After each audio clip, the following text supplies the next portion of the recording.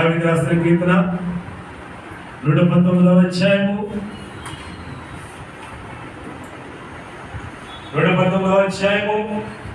9వ వచనం చదువుకుందాం. యవనస్తులు దేని చేత తమ నడతను శుద్ధపరచుకుందురు. నీ వాక్యమును బట్టి దాన్ని జాగ్రత్తగా చూచుకొనుట చేతనే కదా. ప్రార్థన చేసుకుందాం. పరిశుద్ధుడా, ప్రేమగల మా తండ్రి, నీకు వందనాలు, స్తోత్రాలు. రక్షకుడా, నీకు స్తోత్రాలు, వందనాలు. దేవా తండ్రి, ప్రభువా, ఈ దినము ప్రభా నిమిచ్చిన ప్రేరేపణ బట్టి, నిమిచ్చిన తలంపుల బట్టి ప్రభువా నశించిపోతున్న యవన బిడ్డల కొరకు అయ్యా ప్రభు ఈ దినమున మాట్లాడుచుండగా అయ్యా మా నోటిని పూరగా వాయించుకుని ప్రభువా ఆత్మతో నింపి నడిపించండి మా తండ్రి. ఒక్క ఆత్మకు నశించిపోవడానికి వీరులే తెలుస్తాను చెప్పవాడా. ఈ దినం అనేక మంది యవన బిడ్డల ప్రభువా నశించిపోతున్నారు తండ్రి. వాళ్ళ జీవిత విధానం మార్పు తెలియదు నా ప్రభువా, ఎందుచేతనో మాకు తెలియదు. అయితే ప్రభువా ఈ దినము దావీదు కీర్తన ద్వారా ప్రభువా నువ్వు మాట్లాడుచుండగా అయ్యా నడిచి పాత్ర వల్ల ఎన్నుకుని నీ వాక్యంలో ప్రభువా మా ఆత్మతో నడిపించి నాతో మాట్లాడమని యేసు అతి పరిశుద్ధ నామమున అడుగుచున్నాము తండ్రి. ఆమేన్. దేవునికి స్తోత్రం, హల్లెలూయా. దేవునికి స్తోత్రం, హల్లెలూయా. జాగ్రత్తగా చదువుకుందాం. యవనస్తులు దేని చేత తమ నడత శుద్ధిపరచుకుందురని, క్షమించాలి, యవనస్తులు దేని చేత తమ నడత శుద్ధిపరచుకుందురు. నీ వాక్యమును బట్టి దానిని జాగ్రత్తగా చూచుకునుటనే కదా. ముందుగా మనము వాక్యములోనికి వెళ్ళే ముందు ఒకసారి మన జీవన విధానాల గురించి మనం ఆలోచన చేయాలి. మన జీవన విధానంలో మన కుటుంబంలో ఎటువంటి స్థితిలో ఉన్నాయో ఒకసారి ఆలోచన చేయాలి. ఏ స్థితిలో మన బిడ్డలు జీవిస్తున్నారో ఒకసారి ఆలోచన చేయాలి. 10 నుంచి 15 వయసు, 15 నుంచి 20 సంవత్సరాలు, 20 సంవత్సరాల నుంచి 25 సంవత్సరాల నడ వయసులో మన బిడ్డలు వస్తున్నప్పుడు, యవన ప్రాయంలో మన బిడ్డలు ఉన్నప్పుడు వాళ్ళ జీవన విధానం ఎలాగా ఉంది, వాళ్ళ ఆత్మీయ స్థితి ఎలాగా ఉంది, వాళ్ళ ఎదుగుదల ఎలా ఉంది, వాళ్ళ మానసిక స్థితి ఎలా ఉంది, వాళ్ళ పరిస్థితులు ఎలా ఉన్నాయి అనే దాన్ని బట్టి మనం ఆలోచన చేయాలి.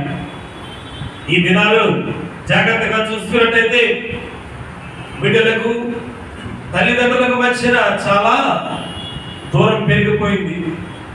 బిడ్డలతో కొద్ది నిమిషాల్లో మాట్లాడే సమయము తల్లిదండ్రులకు లేదు.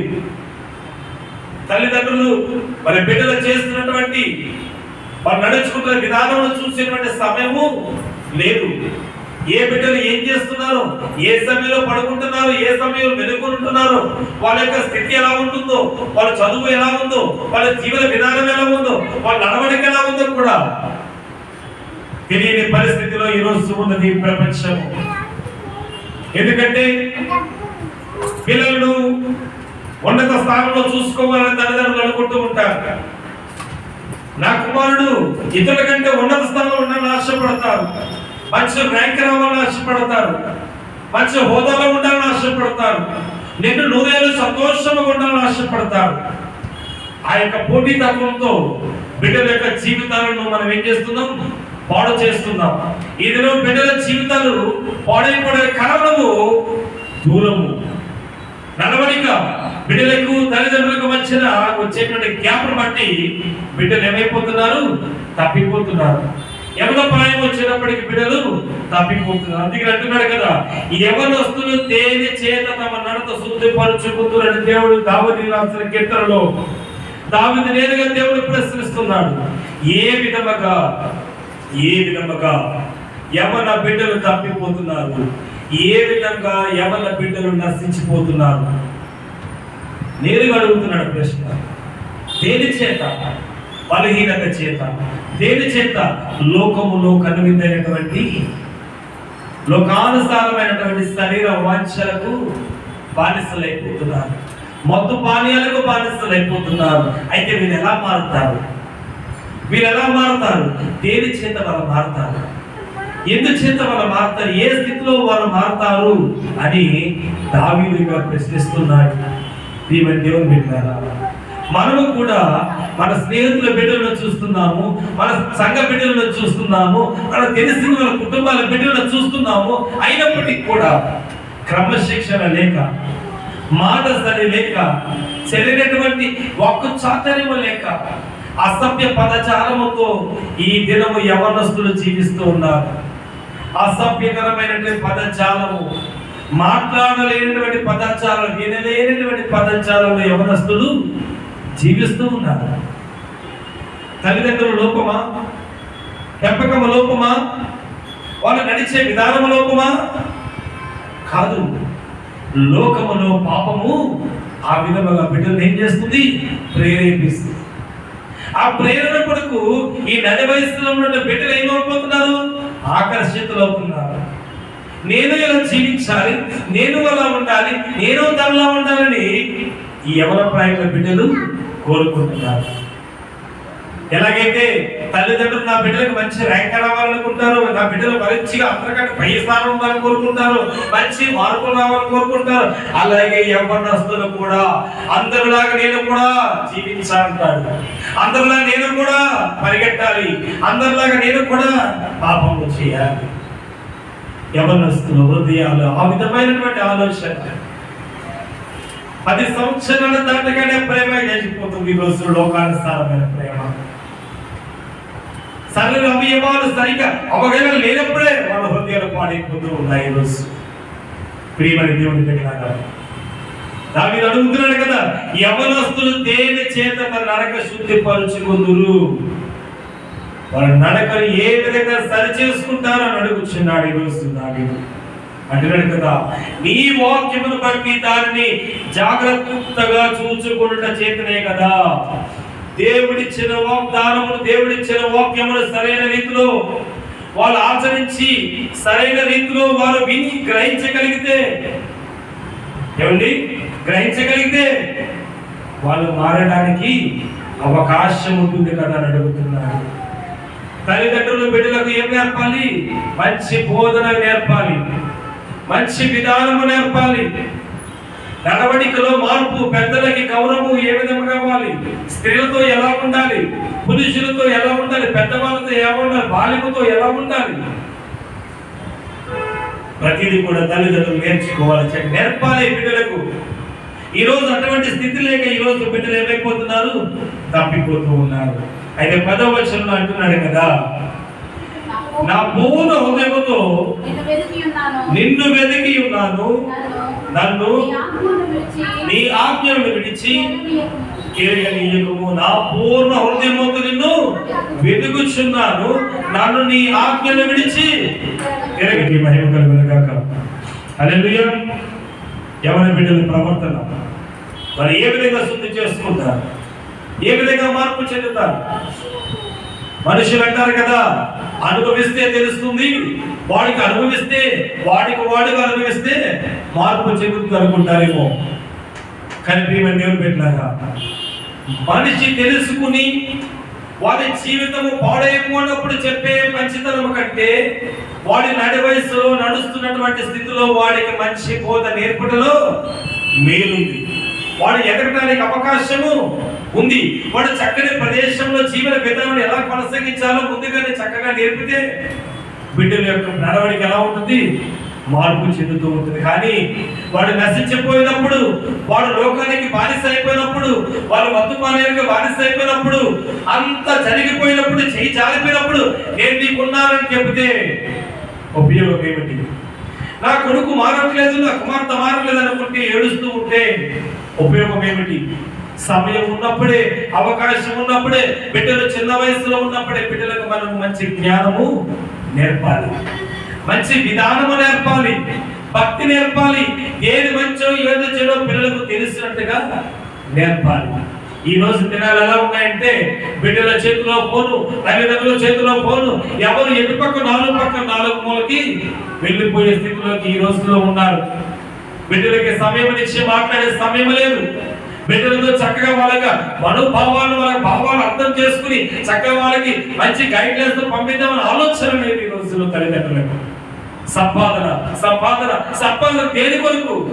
బిడ్డల కొరకు సంపాదిస్తున్నాం, ఈ కుటుంబ భవిష్యత్తు కొరకు సంపాదిస్తున్నాం. కానీ ఈ బిడ్డలే రేపటి దినాన్ని తప్పిపోతే, ఈ బిడ్డలే రేపటి దినాన్ని తప్పిపోతే, ఈ బిడ్డలే రేపొద్దున నీ చేతుల్లో నువ్వు కూర్చోబెడితే ఏమైపోతుంది నీ ఆస్తి? ఏమైపోతుంది నీ ధనాపేక్ష? ఏమైపోతుంది ఇక లోకములో ఉన్నటువంటి ఆశ? నా బిడ్డలు ఉన్న స్థానంలో తిరగాలని, అందరికంటే ఉన్నతంగా జీవించాలని ఖరీదైన వస్తువులు ఇచ్చి ఖరీదైనటువంటి అలవాటు నేర్పి మన బిడ్డలు మనమే పాడు చేసుకుంటున్నాం. అయితే అంటున్నాడు దావీదు ఇక్కడ, ఏ విధముగా వీళ్ళు మార్పు చెందుతారు? ఎలా మార్పు చెందుతారు? నీ వాక్యము చేత కదా. ఈరోజు ఈ మాటలు చెబితే జనాలు ఏమంటారు? నవ్వుతారు. ఇది చెప్పిన వాక్యము అంటండి, దేవుడు అంటండి, వీళ్ళు చెబుతున్నారు.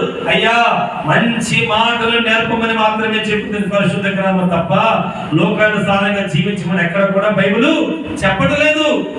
ఇది నీ జీవితములకు, నీ కుటుంబములకు, నీ యొక్క విధానములకు మంచి నడవడికలు నడవటానికి ఉపయోగపడే మంచి మార్గ సూచిక. దేవునికి స్తోత్రం. ఈ అద్భుతమైనటువంటి పరిశుద్ధ గ్రంథము చెబుతుంది ఏంటంటే, నిన్ను వలే నీ పొరుగువాన్ని ప్రేమించు. అంటే నీ శరీరాన్ని ఏ విధంగా నువ్వు ప్రేమించుకుంటావో అదే విధంగా నువ్వు కూడా ఇతరులను ప్రేమించాలని చెబుతుంది. అయితే దేవుని బిడ్డలారా, యవన బిడ్డలు ఏ స్థితిలో ఈ రోజుల్లో ఉన్నారో, ఎలా నశించిపోతున్నారో మనం రోజు చూస్తున్నాం. తల్లిదండ్రులకు చెప్పుకోలేని స్థితి, వాళ్ళ హృదయంలోని బాధ తెలియపరచలేకపోతున్నారు, తోబట్టుకు తెలియపరచలేకపోతున్నారు, తోడబుట్టిన వాడికి తెలియపరచలేకపోతున్నారు.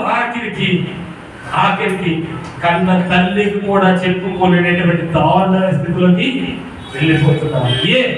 ఎందుకంటే తల్లి చెప్పుకుంటే తల్లి కూడా తిరుగుతుంది, తండ్రి చెప్పుకుంటే మా పరువు తీస్తావా, మా పరువు పోతుంది, మా నలుగురు తలెత్తు తిరగాలన్నా బిడ్డ మీద అధికమైనటువంటి భాగం మోపుతూ ఉంటారు.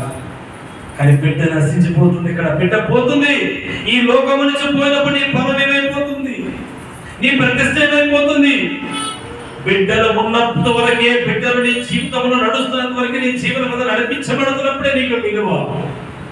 బిడ్డలు నశించిపోయి అయ్యో పాపం, అయ్యో పాపం, అయ్యో పాపం అంటూ ఏడ్చిన, కన్నీరు కాల్చిన, ఎంత దారుణమైన స్థితికి వెళ్ళిపోయినా సరే ఇక్కడ నీ ఏడుపులు వినపడతాయి, కానీ వాళ్ళని కంటి మధ్యన కనపడరు. దేవునికి స్తోత్రం. అందుకనే అంటున్నాడు దావీదు కీర్తనలో, ఈ మాటలు దేవుడు చెబుతున్నాడు. నేరుగా అంటున్నాడు దావీదు, అయ్యా నీ వాక్యమును బట్టి దానిని జాగ్రత్త చూచుకుంటే చేతనే కదా వీళ్ళు మారేది, వీళ్ళు మారేటప్పుడే కదా ప్రభువా అంటున్నాడు. ఎలాగంటే, నా పూర్ణ హృదయముతో నిన్ను వెతికి ఉన్నాను, నన్ను నీ ఆజ్ఞలను విడిచి తిరుగనీయకుము. ప్రభువా, నీ ఆజ్ఞలు ఇచ్చి నన్ను తప్పిపోకుండా జాగ్రత్తగా చూడు ప్రభు. నా పూర్ణ హృదయముతో నిన్ను స్తుతించుకుంటున్నాను, ఆరాధించుకుంటున్నాను, నేను చక్కగా ప్రభువా నేను ప్రార్థించుకున్నాను, గణపరుచుకున్నాను ప్రభా. ఎక్కడ కూడా ఏ విషయంలో కూడా నీ ఆత్మలను ఇచ్చి నన్ను తప్పించుకోకుండా చూడు ప్రభా అని అంటున్నాడు ప్రభు. అయితే వాక్యం చదువుకుందాం. 2వ వచనం చూద్దాం. 119 కింద 2వ వచనం చూస్తే అక్కడ అంటున్నాడు కదా, ఆయన శాసనములను గైకొనొచ్చు పూర్ణ హృదయముతో ఆయనను వెతుకువారు ధన్యులు. ఏమంటున్నాడంటే, ఆయన శాసనములను గైకొనొచ్చు పూర్ణ హృదయముతో ఆయనను వెతుకువారు ధన్యులు. ఎవరైతే దేవుని యొక్క నీతి నియమాలను, ఆ వాక్యములోని భావాలను సరిగా అర్థం చేసుకుని, ఎవరైతే చక్కగా ఆ వాక్యానుసారమైన జీవన విధానం నడుచుకుంటూ వెళ్తారో, ఎవరైతే ఆయన నేర్పిన జ్ఞానమును చక్కగా అవలేలగా కుటుంబములకు శిరస్సుగా కిరీటముగా ఏర్పరచుకుని వాళ్ళ జీవన విధానంలో ఖర్చుగా ఏర్పరచుకుంటారో వాళ్ళ జీవితాలు ఎలా ఉంటాయంట? ధన్యతలు ఉంటాయి. దేవునికి స్తోత్రం. అంటే జీవితాల ధన్యులు వాళ్ళు.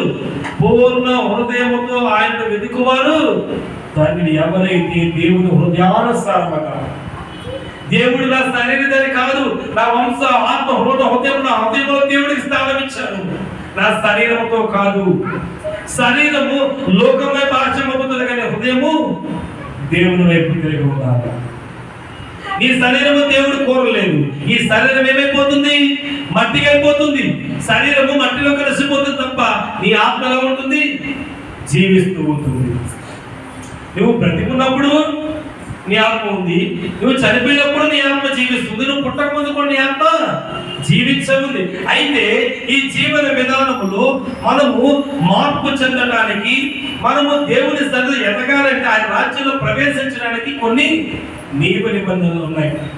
ఆ నియమ నిబంధనలు ఏంటంటే పుట్టుకతో వచ్చేటువంటి అనారోగ్య పరిస్థితులు కానీ, యవన ప్రాయంలో వచ్చే బలహీనత నుంచి కానీ, లేదా శారీరక సంబంధ విషయంలో కానీ, నడి వయసులో వచ్చేటువంటి దాంపత్య జీవితంలో శోధనలు కానీ, ప్రతి కష్టం నుంచి మనం ఏం చేసుకోవాలి? నేర్చుకుని విశ్వాసమును బలపరుచుకుని ఆత్మలో మనం ఏమై ఉండాలి? నిలకడ కలిగి ఉండాలి. ఈ రోజు వాక్యము చదివి కూడా ప్రార్థన చేసుకుని అనేక మంది ఏమైపోతున్నారు? తప్పిపోతున్నారు. ఎందుకు తప్పిపోతున్నారు అంటే వాళ్ళు వాక్యమును చదువుతున్నారు కానీ వాక్యాన్ని ఏం చేయట్లేదు, గ్రహించట్లేదు. వాక్యాన్ని బట్టి వాళ్ళు ఏం చేయట్లేదు, ప్రార్థన చేయట్లేదు. వాక్యాన్ని బట్టి వాళ్ళు ఏం చేయట్లేదు, వాళ్ళ జీవన విధానంలో ఆ వాక్యానుబలమైనటువంటి నడవడికను వాళ్ళు జీవించలేకపోతున్నారు. అందుకనే ఈరోజు అనేక మంది తప్పిపోవడానికి మార్గాలు విరిచిపోతున్నాయి. సాతాను ఎప్పుడు ఏం చేస్తాడు? కొంచెం ఉంటాడు, ఎప్పుడు దొరుకుతాడా అని చూస్తాడు. మనిషి యవ్వన ప్రాయంలో మాత్రమే దొరుకుతాడు. యవ్వన తర్వాత మనిషి దొరకడు. ఎందుకంటే యవ్వన ప్రాయం ఆవేశం ఉంటుంది, ఏదైనా చేయగలిగినటువంటి శక్తి ఉంటుంది, ఎలాంటి దానిని ఎదిరించగలిగినటువంటి పోరాడేటువంటి బలము యవ్వనస్తులకు ఉంటుంది. అందుకని యవ్వన ప్రాయమైన బిడ్డలు కాలిపోయాలి, సిలువ పోయాలి, తన సిలువను తనే మోసుకోవాలి. అటువంటి స్థితి మా యవ్వనస్తులకు రావాలి. కానీ దేవుని బిడ్డరా, వాక్యం చెబుతుంది కదా, ఆయన శాసనములను కైకొనుచు పూర్ణ హృదయముతో ఆయనను వెతుకువారు ధన్యులు. పూర్ణ హృదయముతో వెతుకువారు ధన్యులు అని దేవుని వాక్యం సెలవిస్తుంది. ఎవరైతే ఆత్మానుసారముగా దేవుని వాక్యమును కలిగి జీవిస్తారో, వాక్యానుసారంగా జీవిస్తారో దేవుని బిడ్డరా, వారు ధన్యులు అని దేవుని వాక్యం సెలవిస్తుంది. ద్వితీయోపదేశ కాండము 6వ అధ్యాయము 6 నుంచి 8 వచనం ఒకసారి చదువుకుందాం. ద్వితీయోపదేశ కాండము 6వ అధ్యాయము 6 నుంచి 8 వచనాలు ఒకసారి చదువుకుందాం. నేను నీకు ఆజ్ఞాపించు ఈ మాటలు నీ హృదయములో ఉండవలెను. నీవు నీ కుమారులకు వాటను అభ్యసింపచేసి నీ ఇంట కూర్చున్నప్పుడు, త్రోవలో నడుచునప్పుడును, పడుకొనినప్పుడును, లేచినప్పుడును వాటిని కూర్చి మాట్లాడవలెను. దేవుడికి స్తోత్రం. ఎప్పుడెప్పుడు మాట్లాడాలంటమ్మా? మనం చదువుకుందాం, బైబిల్ చదువుకుందాం ఒకసారి.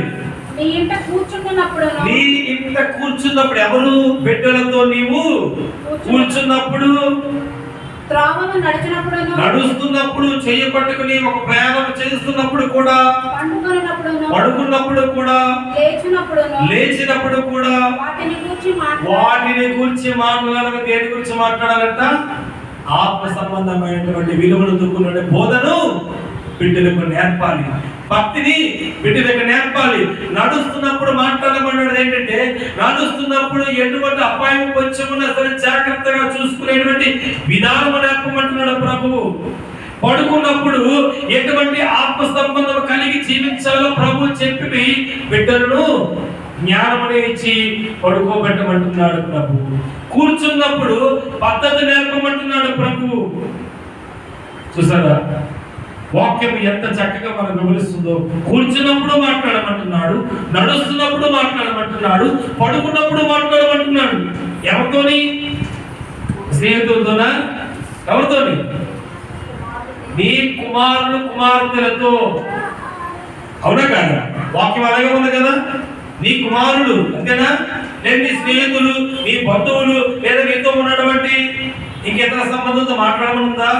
నీ కుమార్తెలు, నీ కుమారుడు, నీ కడుపును పుట్టిన పిల్లలకు ఏం నేర్పాలి? భయము, భక్తి, మంచి విధానము నేర్పాలి. ఎంతమంది ఈ రోజుల్లో ఈ భక్తి విధానం నేర్పుతున్నారు? ఎంతమంది తల్లిదండ్రులు ఈ రోజుల్లో బిడ్డను పక్కన పెట్టుకుని పడుకున్నప్పుడు మంచి మాటలు చెప్పి, లేదా ఒక ప్రయాణంలో మంచి మాటలు చెప్పి, లేదా కూర్చున్నప్పుడు మంచి సంఘటనలు చెప్పి, ఎంతమంది తల్లిదండ్రులు ఈ రోజు ఈ విధానం ఆచరిస్తూ ఉన్నారు? ఇది నేను చెబుతున్నానా? లేదు, దేవుని వాక్యం చెబుతుంది. ఎక్కడ గ్యాప్ వస్తుందంటే ఇక్కడ గ్యాప్ వస్తుంది. ఎక్కడ గ్యాప్ వస్తుందంట? ఇక్కడ గ్యాప్ వస్తుంది. తల్లిదండ్రులు బిడ్డలతో సమయమును ఇవ్వలేకపోతున్నారు, సమయాన్ని ఇవ్వలేకపోతున్నారు. బిజీ లైఫ్ అయిపోయింది, సంపాదనలో పడిపోతున్నాం.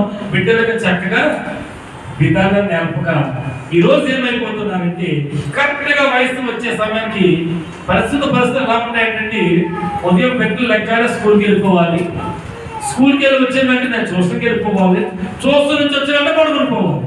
అంతేనా? ఇంకేం జరుగుతుందా? తల్లిదండ్రులు ఎక్కడ మాట్లాడలేదు. మా పిల్లలు ట్యూషన్కి వెళ్తున్నారంటే ట్యూషన్లో టీచర్ చూసుకుంటుంది, స్కూల్లో టీచర్ పాఠాలు చెబుతుంది.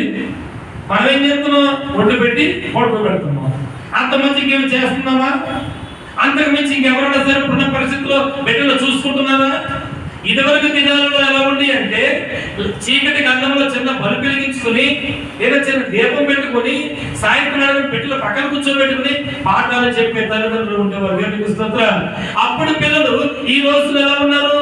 తల్లిదండ్రులైన వాళ్ళ ఈ రోజుల్లో ఒక ఉన్నతమైన విలువలు కలిగి ఉన్నారు.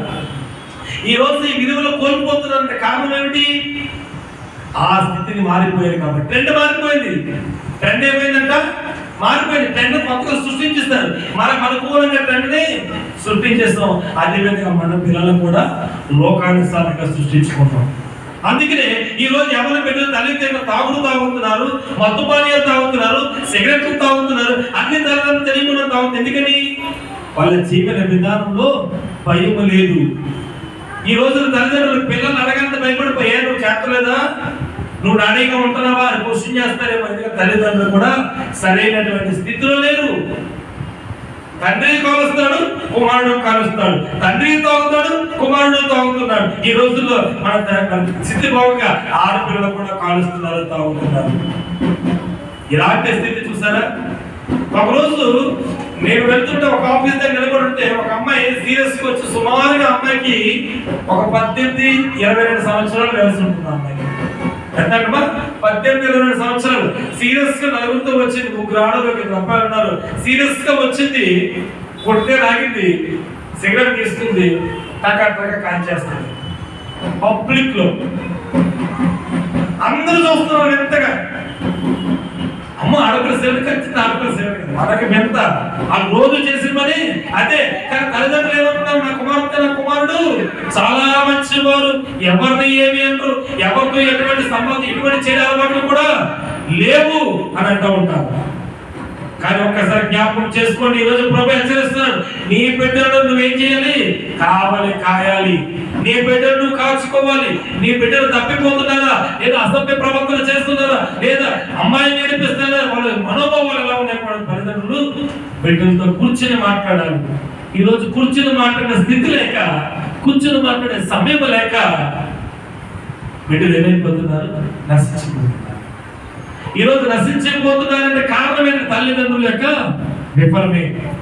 తల్లిదండ్రుల వల్ల మాత్రమే ఈ రోజు బిడ్డలు నశించిపోతున్నారు.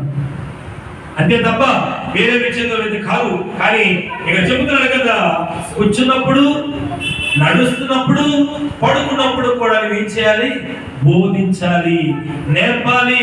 నువ్వు మంచి మాటలు నేర్పాలని ప్రభు యొక్క వాక్యం సెలవిస్తుంది. యెహోషువ రాసిన పత్రిక, యెహోషువ రాసిన గ్రంథము 1వ అధ్యాయము 8వ వచనాన్ని చక్కగా చదువుకుందాం. యెహోషువ రాసిన గ్రంథము 1వ అధ్యాయము 8వ వచనం. ఈ ధర్మశాస్త్ర గ్రంథమును నీవు బోధింపక తప్పిపోకూడదు, దానిలో వ్రాయబడిన వాటన్నిటి ప్రకారము చేయుటకు నీవు జాగ్రత్త పడినట్లు దివారాత్రము దానిని ధ్యానించిన ఎడల నీ మార్గమును వర్ధిల్ల చేసుకుని చక్కగా ప్రవర్తించును. దేవునికి స్తోత్రం. హల్లెలూయా. నేరుగా దేవుని వాక్యం సెలవిస్తుంది. ఈరోజు నేరుగా సెలవిస్తుంది, ఈ ధర్మశాస్త్ర గ్రంథము నీవు బోధింపక తప్పిపోకూడదు, దానిలో వ్రాయబడిన వాటన్నిటిని ప్రకారము చేయుటకు నీవు జాగ్రత్త పడినట్లు దివారాత్రము దాన్ని ధ్యానించిన యెడల నీ మార్గము వర్ధిల్ల చేసుకుని చక్కగా ప్రవర్తించదు. ఎవరైతే దేవుని వాక్యములో ఉన్నటువంటి భావాలను, వాక్యములో ఉన్నటువంటి ప్రతి ఒక్క అక్షరమును కూడా చక్కగా ఎవరైతే ధ్యానిస్తారో ఆ ధ్యానించేటువంటి స్థితిగతులను ప్రభు ఏం చేస్తాడు? ఆశీర్వదిస్తాడు. ఎలాగంట? పూర్ణ హృదయంతో మన వాక్యాన్ని ధ్యానించుకోవాలి, పూర్ణ ఆత్మతో మనము స్తుతించుకోవాలి. దేవుని బిడ్డలారా, ఈ దినం అనేక మంది బిడ్డలు నశించిపోతున్నారు, తప్పిపోతున్నారు. కేవలము దూరం పెరిగిపోతుంది. దేవుని సన్నిధిలో బిడ్డలు దూరం అయిపోతున్నారు. తల్లిదండ్రులకు బిడ్డల మధ్యన గ్యాప్ ఎక్కువైపోయింది. వాళ్ళ జీవన విధానం మారిపోయింది కాబట్టి ఈరోజు పాపములకు వెళ్ళిపోతున్నారు. అందుకనే ఈరోజు అనేక మంది తప్పిపోతూ ఉన్నారు. దేవునికి స్తోత్రం. హల్లెలూయా, హల్లెలూయా. అయితే పరిశుద్ధ గ్రంథములోంచి యోహాను రాసిన సువార్త 8వ అధ్యాయం 37వ వచనం చదువుకుందాం. 8వ అధ్యాయం 37వ వచనం చదువుకుందాం. కాబట్టి యేసు తనను నమ్మిన యూదులను మీరు నా వాక్యమందు నిలిచిన వారైతే నిజముగా నాకు శిష్యులై ఉండి సత్యమును గ్రహించెదరు. దేవునికి స్తోత్రం. హల్లెలూయా. ఏమంటున్నాడంట? ఏమంటున్నాడంటమ్మా? నిజముగా మీరు నాకు శిష్యులై ఉండి. చదువుకుందాం ఒకసారి. కాబట్టి యేసు తనను నమ్మిన యూదులతో మీరు నా వాక్యముయందు నిలిచిన వారైతే నిజముగా నాకు శిష్యులయుండి సత్యమును గ్రహించెదరు. ఎవరైతే యేసును వెంబడిస్తూ జీవిస్తూ ఉన్నారో, ఎవరైతే యేసు ప్రభువు అని తన లోకరక్షకుడుగా, తన కుటుంబం శిరస్సుగా ఉన్నారో వారందరూ కూడా ప్రభు యొక్క విధి విధానములో మార్పు వచ్చింది. దేవునికి స్తోత్రం. హల్లెలూయా అంటున్నాడు ప్రభు. కాబట్టి యేసు తనను నమ్మిన యూదులతో, యేసు ప్రభు ఎవరంటే యూదుల కొరకు వచ్చిన రాజు, విడిపించడానికి వచ్చిన రాజు. అయితే తనను నమ్మిన యూదులతో దేవుడు ఏం చెప్తున్నాడు? మాట్లాడుతున్నాడు. మీరు నా వాక్యమును అనుసరించి నడిచి, ఆ విధానము ఏమంటాడు? వాక్యం అనుసరించి నడవాలంటున్నాడు. వాక్యం అనుసరించకుండా వాక్యం ఆధారం చేసుకుని జీవిస్తే ఏమైపోతావు? తప్పిపోతావు. ఎక్కడ తప్పిపోతావు? లోకంలోకి తప్పిపోతావు. కాబట్టి ప్రభు ఆత్మ నేరుగా చెబుతుంది, దేవుని వాక్యమును వెంబడించు, వాక్యమును నువ్వు ఆధారం చేసుకో. నీ కష్టములో గాని, సుఖములో గాని, ఎటువంటి స్థితిలో కూడా నువ్వు వాక్యమును పట్టుకుంటే ఆ వాక్యము నీ జీవిత విధానములను మారుస్తూ ఉందని దేవుని వాక్యం సెలవిస్తుంది. ప్రియమైన దేవుని బిడ్డలారా, దేవాది దేవుడు చెబుతున్నటువంటి ప్రతి మాట కూడా ఈరోజు మన జీవితాలలో, మన కుటుంబములకు, మన బిడ్డలకు కూడా మంచి ప్రాధాన్యత ఇస్తుంది. మనం ఎక్కడ తప్పిపోతున్నామో, ఏ స్థితిలో తప్పిపోతున్నామో, ఏ స్థితిలో ఏ సంఘటనలో మనం తప్పిపోతున్నామో దేవుని యొక్క వాక్యము నేరుగా మనకు సెలవిస్తుంది. అయితే మనం ఈ వాక్యమును బట్టి మనం ఏం చేయాలంటే ఆచరణ చేయాలి, ప్రార్థన చేయాలి. ప్రభు, ఒకవేళ జీవిత మీద నా బిడ్డలకు సమయం ఇవ్వకపోతే, నేను దేనికైతే సమయం ఇస్తున్నాను అది నీకు ఆత్మ సంబంధం కాకపోతే అక్కడి నుంచి నన్ను విడిపించు. ఎక్కడైతే ప్రభు నేను నా బిడ్డ నశించిపోతున్నాను, ఆ నశించిపోతున్నటువంటి ఆత్మ నుంచి నా బిడ్డను నేను కాపాడుకునే స్థితిని నాకు ఇవ్వు అని మనం ప్రార్థన చేయాలి. తల్లిదండ్రులుగా బిడ్డలు చేస్తున్నటువంటి ప్రతిదాన్ని కూడా మనము ఆచరణలో తీసుకోవాలి. అయితే పరిశుద్ధ గ్రంథముల నుంచి ఈ మాట చదువుకుందాం. 1 యోహాను రాసిన పత్రిక 2వ అధ్యాయం 19వ వచనాన్ని చదువుకుందాం.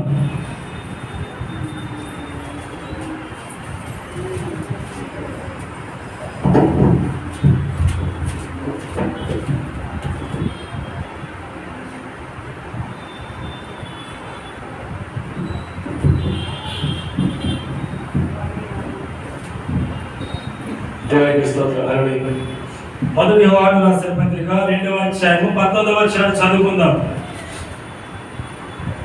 వారు మనలో నుండి బయలువెళ్ళిరి కానీ వారు మన సంబంధులు కారు. వారు మన సంబంధులైతే మనతో కూడా నిలిచియుందురు. అయితే వారందరూ మన సంబంధులు కారని ప్రత్యక్షపరచబడినట్లు వారు బయలువెళ్ళి ఎవరైతే వెళ్ళిపోతున్నారు, ఎవరైతే నిన్ను కాదని మంచి మార్గము నడుస్తుంటే వెళ్ళిపోతున్నారో వాళ్ళందరూ ఏమంటున్నారు? ప్రభు ఇక్కడ నువ్వు అనుకుంటున్నావేమో నా కుటుంబం నన్ను విడిచిపెట్టేసింది, దేవుని నమ్ముకుంటే నా కుటుంబం నన్ను విడిచిపెట్టేసింది, నా స్నేహితులను విడిచిపెట్టి నా తోబడులు విడిచిపెట్టేశారు, నా కుటుంబ సభ్యులు నా తోడ కడుపు పెట్టిన వాళ్ళు కూడా నన్ను విడిచిపెట్టేశారు, బాధపడుతున్నావేమో. దేవుడు అంటున్నాడు, వాక్యం తనతో మాట్లాడుతున్నాడు, వారు మనలో నుండి బయలు వెళ్ళింది కానీ వారు మన సంబంధులు కారు. వారు మన సంబంధులైతే మనతో కూడా నిలిచియుందురు. అయితే వారందరూ మన సంబంధులు కారని ప్రత్యక్షపరచబడినట్లు వారు బయట వెళ్ళిపోయింది. దేవునికి స్తోత్రం. హల్లెలూయా, హల్లెలూయా. ఈ రోజు దేవుని వాక్యం ఎలా మాట్లాడుతుందంటే, ఆత్మ బిడ్డల పట్ల మనము కొన్ని కొన్ని విషయాల్లో ఎవరో దూరం అయిపోతారని మన దేవుని కూడా మనము పట్టించుకోము. దేవుడి దగ్గరికి వెళ్ళితే నా కుటుంబం దూరం అయిపోతుందేమో, దేవుడితో ఉంటే నా బంధువులు దూరం అయిపోతారేమో అనుకుంటారేమో. ఎవరైతే ఆత్మ సంబంధంగా దగ్గర అవుతారో, ఎవరైతే ఆత్మ సంబంధంగా ఒక స్థితిలో జీవిస్తారో వాళ్ళందరూ కూడా చక్కగా నేను వెంబడిస్తూ ఉంటారు. ఎందుకంటే మంచిని వెంబడించే వాళ్ళందరూ కూడా మంచివారిగానే ఉండాలి, మంచివారే అవ్వాలి. అవునా కాదా? చెడుని వెంబడించే వాళ్ళు చెడు మార్గంలో వెళ్తున్నట్టు లెక్క. అయితే మంచి వెంబడిస్తున్న వారు మంచి మార్గంలోకి వస్తున్నట్టు. ఎవరైతే నిన్ను కాదని దూరంగా వెళ్ళిపోతున్నారు వారు ఎక్కడికి వెళ్తున్నట్టు? లోకములోకి వెళ్ళిపోతున్నారు. లోకములోకి వెళ్ళిపోయినప్పుడు నీకు సంబంధము లేదు. అయితే నీకు ఏం చేయాలంటే నీవు ప్రార్థన చేయాలి. వారు కూడా నీ సన్నిధిలో తప్పిపోకుండా ఉండటకు ప్రార్థన చేయాలి. ప్రియమైన దేవుని బిడ్డలారా, ఒకసారి ద్వితీయోపదేశ కాండము 6వ అధ్యాయంలో మాట చదువుకుని ఒకసారి 7వ వచనం చదువుకుందాం. 7వ వచనం ఇలా చదువుకున్నాం. నీవు నీ కుమారులకు వాటికి అభ్యసింపజేసి నీ ఇంట కూర్చున్నప్పుడును త్రోవలు నడిచినప్పుడును వాటిని కూర్చి మాట్లాడవలెను. సూచనగా వాటికి నీ చేతికి పట్టుకొడవని. ఏం చెప్పాడు అక్కడ? చేతికి ఏం పట్టుకోమంటున్నాడు? సూచన. ఏ సూచన? వాక్యము. ఏ బోధన నేర్పడుతున్న సూచనగా మనం అక్కడ జతపరుచుకోమని చెబుతున్నాడు. కూర్చున్నప్పుడు కానీ, నిల్చున్నప్పుడు కానీ, నడుస్తున్నప్పుడు కానీ ఎప్పుడు కొన్ని హృదయం దేవుని వాక్యాన్ని నెమరు వేసుకుంటూ ఉండాలి. నువ్వు ఖాళీగా ఉన్నప్పుడు కానీ దేవుని యొక్క పదజాలమును నీ హృదయంలో వెంబడిస్తుండేది. ప్రథము వాక్యము నీ హృదయంలో ఉండాలి తప్ప నీ పెదవుల మీద కాదు. వాక్యము నీ పెదవుల నుంచి వస్తే నీ ఆత్మలో ఉంటుంది, నీ హృదయము నాశనము లోకములో ఉంటుంది. అయితే వాక్యం నీ హృదయంలో ఉంటే నీ హృదయం ఎప్పుడు కూడా ప్రభుని ఎప్పుడు కూడా స్తుతిస్తూ ఉంటుంది, గణపరుస్తూ ఉంటుంది. నీవు తప్పిపోకుండా నీ హృదయం నిన్ను కంట్రోల్ చేస్తుంది. దేవుని వాక్యం చక్కగా ఏమంటుంది సార్? మనది హృదయం అంట చాలా నిండిపోయిన నీటి బావి అంటే. హృదయం ఏంటంట? నీటి బావి. ఆ నీటి బావి అంటే బావి కింద నుంచి ఏమొస్తుంది? నీరేమో వస్తుంది, పైకి వస్తుంది కదా. అయితే ఆ నీరు మంచిదా చెడ్డదా ఎలా తెలుస్తుంది? ఒక ప్రదేశం ఉంది, ప్రదేశంలో నీరు కావాలి బాగా తప్పం. అయితే జీవ ఓట ఉంది. ఆ జీవ ఓట మంచిగా రావాలన్నా బురదగా రావాలన్నా ఏది? సమయం. అంతేనా? తప్పగానే వాటర్ ఏమైపోతుంది? కలుషితం అయిపోతుంది. దేవుని సన్నిధిలో దేవుని వెతుకుతున్నప్పుడు దుష్టుడు నీ జీవితాన్ని ఏం చేస్తాడు? గలిబిలి చేస్తూ ఉంటాడు. అయితే అటువంటి స్థితిలో నీవు కొద్ది సమయం కేటాయించి ఆ యొక్క దుష్టుని వైపు తిరగకుండా ప్రభుని వెంబడించి ఆ ప్రాంతంలో నువ్వు ఏకీభవించి అది మంచినీరుగా మారాలంటే ఆ సమయం ఏ విధంగా పొద్దున తేలిపోయి తెల్లనిగా నీరు మారుతుందో ఎంత సమయం పడుతుంది? 2 రోజులు పట్టొచ్చు, 3 రోజులు పట్టొచ్చు, వారం దినాలు పట్టొచ్చు. అయితే అది ఎందుకు చేత సమయం ఇస్తున్నామంటే మంచి నీరుగా మారడానికి. దేవునికి స్తోత్రం. మంచి నీరుగా మారడానికి తప్ప చెడుగా ఉండడానిక కాదు. మంచి నీరుగా మారడానికి సమయం ఇస్తారు. అలాగే ప్రార్థన జీవితం ఎప్పుడు కూడా దేవుని సన్నిధి ఎప్పుడు కూడా ఎదుగుతున్నామంటే కష్టాలు వస్తాయి, శోధనలు వస్తాయి. దుష్టుడు నిన్ను చక్కగా ఉండనివ్వడు, కుదురుగా ఉండనివ్వడు, నిన్ను అనుక్షణం ఇబ్బంది పెడుతూనే ఉంటాడు. ఈ వైఫల్యాలు నీ చుట్టూ తిరుగుతూనే ఉంటాడు. కానీ ప్రియమైన దేవుని పెట్టారా, నీవెప్పుడు కూడా దేవుని యొక్క పాదాలను విడిచిపెట్టకూడదు. ఆయన చేతులు ఎప్పుడు కూడా విడిచిపెట్టకూడదు. ఆయన రెక్కల కింద ఎప్పుడు కూడా కంచె వేసుకొని కూర్చొని ఉండాలి. ఎందుకంటే దేవునిలోకి వచ్చిన తర్వాత నువ్వు ప్రార్థనా పరులుగా జీవించాలి తప్ప లోకల సంధాలుగా జీవించడానికి వీలు లేదు. అది ఎంత మాత్రము కుదరదు. ఎందుకంటే బురద నీరు ఏ విధంగా స్వచ్ఛమైనటువంటి నీరుగా మారబోతుందో అదే విధంగా నీ బురదతో కూడినటువంటి లోక పాపముతో కూడిన నీ హృదయం కూడా దేవుని వైపు తిరగడానికి, దేవునిలో పరిశుద్ధతలో రావడానికి చాలా సమయం పడుతుంది. ఆ సమయం వచ్చే వరకు నువ్వు ప్రభువును వెంబడిస్తూ ఉండాలి, వాక్యమును వెంబడిస్తూ ఉండాలి, నిత్యము ఆరాధిస్తూ ఉండాలి. అప్పుడు ఆ తేటైన జలము నీ యొక్క పరిశుద్ధమైన వాక్యం అనే విత్తనాలు వేసినప్పుడు ఏమవుతాయంట? చిగురిస్తాయంట. దేవునికి స్తోత్రం, హల్లెలూయా. చిగురిస్తాయి. బురదలో విత్తనాలు ఏమైపోతే బురదలో కూలిపోయి చనిపోతాయి. కానీ మంచి నేల మీద పడిన విత్తనాలు, ఆ మంచి నేల మంచి నీరు పోస్తే ఆ విత్తనాలు ఏమవుతాయంట? చిగురిస్తాయి, మొలకెత్తుతాయి, చిన్న చిన్న మొలకలు వస్తాయి, అలా పెద్దగా అవుతాయి, అలా పువ్వులు కాస్తాయి, అలా కాయలు కాస్తాయి. ఆ కాయలే నీ బిడ్డల రూపంలో నీ జీవితానికి మంచి మార్గాలు. కానీ ఇక్కడ ఉన్నటువంటి గ్యాప్, ఆ యొక్క సమయము, ఆ సమయముగా నీ బిడ్డలకు ఇవ్వకపోతే ఈ రోజు తప్పిపోతారు. వాక్యము నీ బిడ్డకి నేర్పకపోతే తప్పిపోతారు. వాక్యమును ఈ కుటుంబం ఆధారం చేసుకోకపోతే తప్పిపోతారు. బిడ్డలకు సమయం ఇవ్వకపోతే తప్పిపోతారు. నిజమే కదా? మన బిడ్డలకు మన సమయం ఇస్తున్నాము. ఉదయం వెళ్తున్నాం, వాళ్ళు తిరిగి రాత్రికి వస్తున్నాం. ఏం చేస్తున్నారు బిడ్డలు? ఎక్కడికి వెళ్తున్నారు? వాళ్ళు ఎలాంటి ఆటలు ఆడుతున్నారు? వాళ్ళు మొబైల్లో ఏం చూస్తున్నారు? వాళ్ళు ల్యాప్టాప్లో ఏం చూస్తున్నారు? వాళ్ళు ఒంటరిగా రూమ్లో సెపరేట్ రూమ్ నుంచి ఏం చేస్తున్నారు? తల్లిదండ్రులు ఏం చేస్తారు? సెపరేట్ రూమ్ ఏంటి నా కుమారుడికి, నా కుమార్తెకి సెపరేట్ రూమ్ ఏంటి, సెపరేట్ ల్యాప్టాప్ ఏంటి, సెపరేట్ వైఫై ఏంటి, అసలు డిస్టర్బ్ రాదు. కానీ లోపల ఏం చేస్తున్నారు? లోపల ఏం చేస్తున్నారు? అది చూసే సమయం నీకుందా? సినిమా చూస్తున్నాం, సినిమాలో కూడా ఏదైనా చెప్తున్నారు కదా, నేర్చుకుంటున్నావా? కళ్ళ ముందు పాపము చేసే యువకులు కనబడుతున్నారే, నీ కుమారుడు ఒకసారి ఆ విధంగా ఊహించుకున్నావా?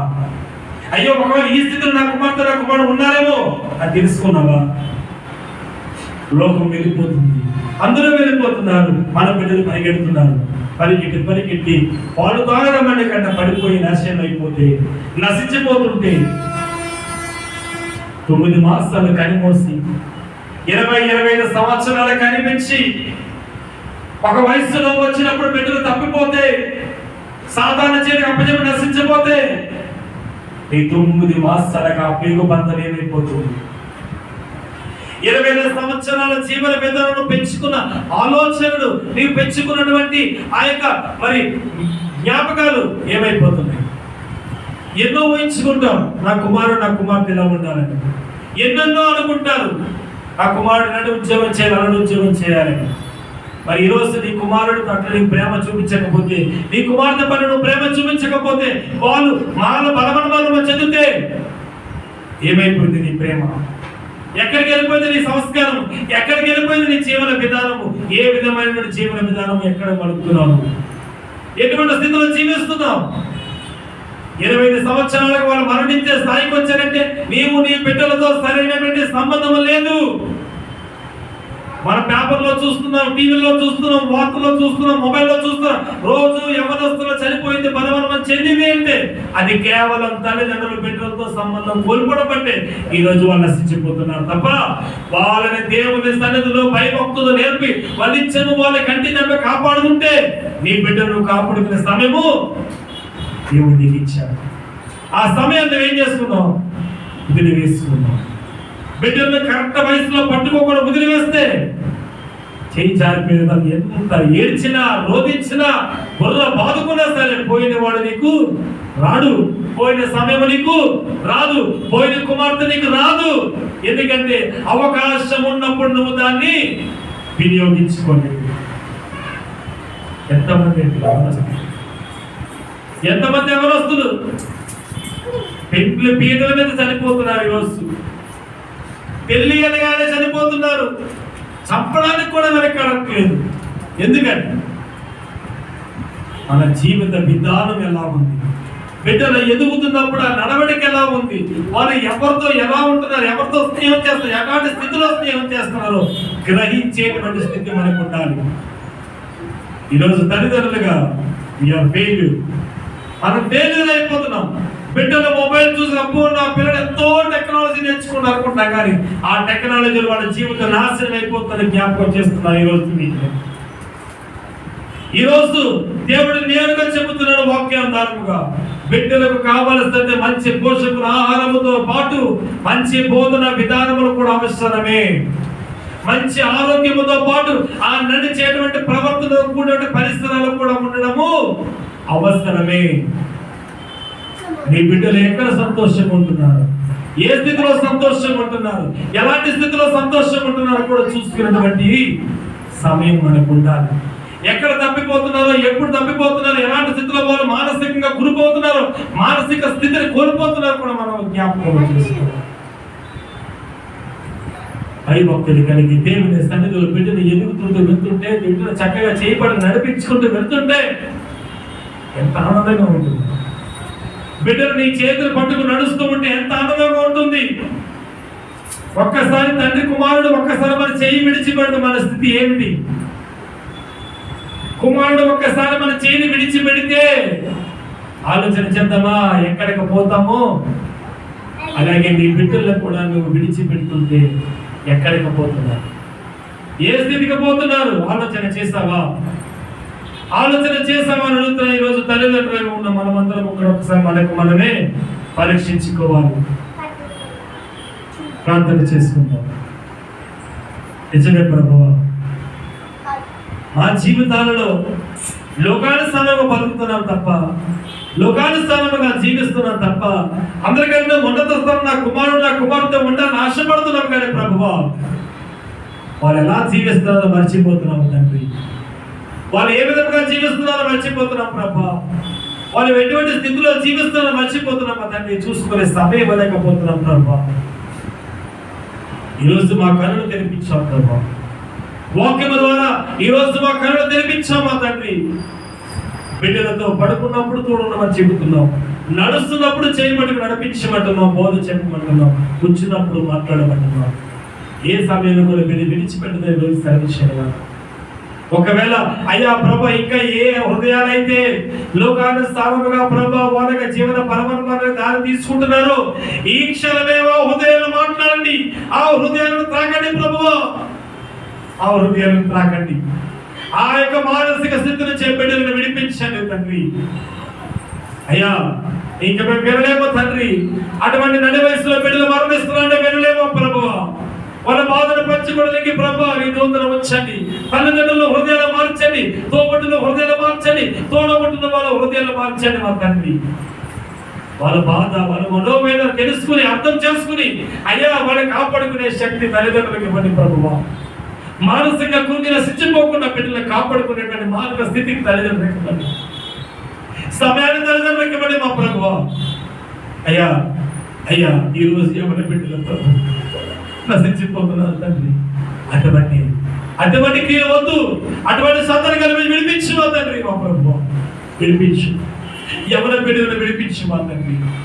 అయ్యా దేవా తండ్రి, ఇదిగో తండ్రి ఇంకా ఈ వినికిడిలో పెట్టిన తల్లిదండ్రుల బిడ్డలు ఎవరైతే ప్రభు లోకానుసారంగా జీవిస్తున్నారో వాళ్ళు మార్పు చెందడానికి మార్గాలు కలవండి. తల్లిదండ్రులు వాళ్ళ బిడ్డల ప్రభు ఒక పర్యవేక్షణలో చూసుకునేటువంటి ఆలోచన వంటి ప్రభువా. సంపదే కాదు బిడ్డలు కూడా ఎదుగుతూ ఉంటే వాళ్ళకు కూడా మంచి ప్రయోజకులుగా అవ్వాలి ఆశ కలిగిన వాళ్ళ ఆలోచనలు మధ్యలోనే తుడిచిపోకుండా వాళ్ళని కాపాడించండి దేవ ప్రభా. ఇది నీ సన్నిధిలో ప్రభా అయ్యా ఇచ్చిన వాగ్దానం బట్టి బిడ్డలకు ప్రార్థించడానికి సమయం ఇచ్చే ప్రభా నీకు స్తోత్రాలు. తిరుగు ఎంతవరకు మాటల్లో ప్రార్థనలో అయ్యా వాక్యంలో కొన్ని ఆత్మ నింపి అయ్యా ఈ ప్రస్తుత దినాలలో బిడ్డలకు ఏమి కావాలో అయ్యా తండ్రి యొక్క విశ్వాసం ఏమి కావాలో ప్రభా అయ్యా ప్రజలకు ఏమి కావాలో అట్టి వాక్యాలు మాకు ఇచ్చిన వాడు నీకు స్తోత్రాలు. అయ్యా ఎంతో ప్రభా నన్ను వాడుకున్న విధానం బట్టి స్తోత్రాలు తండ్రి. కూడి చెప్పి బిడ్డలు దీవించి ఆశ్రయించమని యేసు అతి పరిశుద్ధంగా అడుగుచున్నాము తండ్రి. ఆమేన్. దేవునికి స్తోత్రం. హల్లెలూయా. హల్లెలూయా.